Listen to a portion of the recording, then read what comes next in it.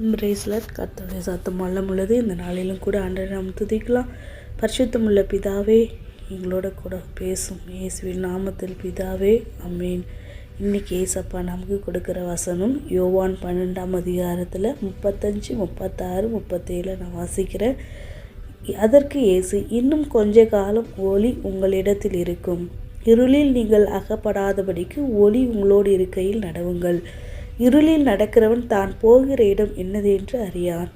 ஒளி உங்களோடு இருக்கையில் நீங்கள் ஒளியின் பிள்ளைகள் ஆகும்படிக்கு ஒளியின் இடத்தில் விசுவாசமாயிருங்கள் என்றார்.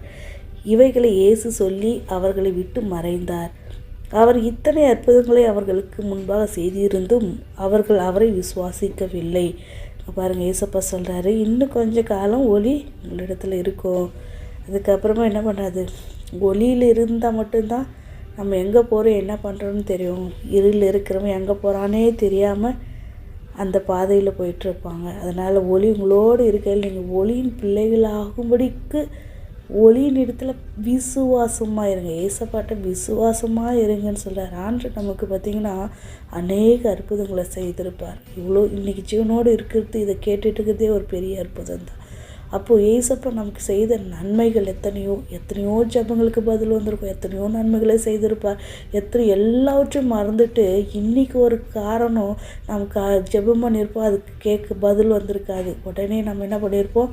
ஆண்டை மறுதளிச்சிருப்போம், கோவிச்சிட்ருப்போம், ஜபம் பண்ணியிருக்க மாட்டோம், பைபிள் வாசிச்சிருக்க மாட்டோம், ஆண்டை தேடக்கூடாது, இதுக்கு மேல் விட்டுடணும், இதுக்கு வேண்டாம் அப்படிங்கிற ஒரு மனநிலைமையில் வந்திருப்பீங்க. இல்லைங்க, இயேசு கிறிஸ்து எப்போவுமே நேற்றும் இன்றும் மாறாத தேவன்.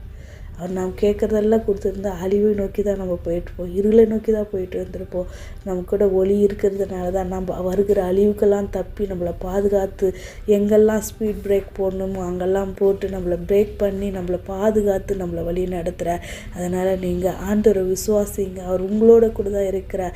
இன்றைக்கி நடந்த காரியத்தை விட்டுட்டு இதுக்கு முன்னாடி நடந்த காரியங்களை பாருங்கள், எவ்வளோ அற்புதங்களை உங்களுக்கு செய்திருக்கிறார். உங்கள் வீட்டில், உங்கள் பிள்ளைகளுக்கு, உங்கள் கணவருக்கு, உங்கள் மனைவிக்கு, உங்களுக்கு எல்லா காரியங்களையும் எத்தனையோ அற்புதங்களை செய்துகிட்டே தான் இருக்கிறார். இன்னமும் செய்வார். விசுவாசத்தோடு இருங்க.